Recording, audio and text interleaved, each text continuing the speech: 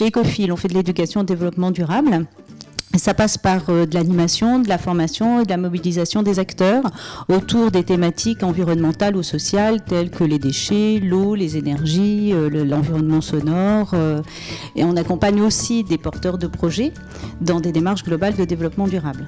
Ecofil est né d'un déclic, celui d'une prise de conscience des enjeux à la fois environnementaux, économiques, sociaux, du monde fragile dans lequel on vit. L'idée, c'est de mobiliser au-delà des constats, de mobiliser sur les solutions et de voir comment ensemble on peut construire un monde plus viable. On s'appuie beaucoup sur des activités ludiques, expérimentales, sensorielles.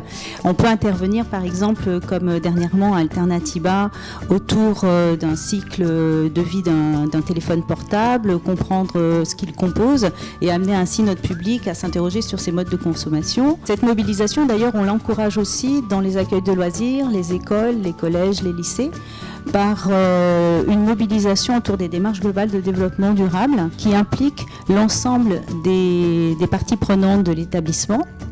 Les professeurs, les personnels administratifs, personnels techniques, les parents d'élèves, et puis bien sûr les élèves qui sont partie prenante de ces projets, jusqu'à être membres de comités de pilotage en étant éco-délégués. Donc on participe à une mutualisation des pratiques, et ça depuis l'origine, depuis la création de l'association en 2004.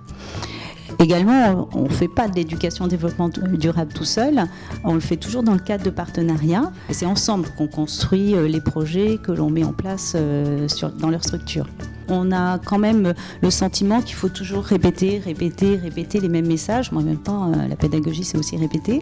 Mais il y a quand même une prise de conscience d'un plus grand nombre de personnes. Je parlais d'Alternatiba tout à l'heure, c'est quand même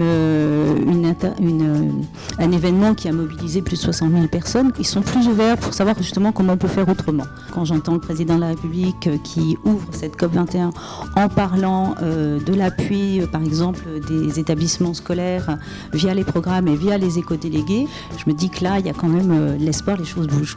On a un partenariat avec le conseil départemental de Seine-Saint-Denis et de l'entreprise Eiffage, et on accompagne dans ce cadre-là 8 établissements, 8 collèges en Seine-Saint-Denis pour 12 ans.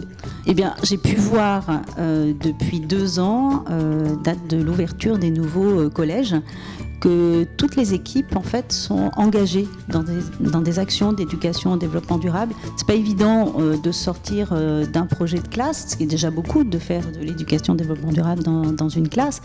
Mais là, on est tout de suite dans une dimension plus globale, plus ouverte à l'ensemble des membres de l'établissement, et ça c'est plutôt positif.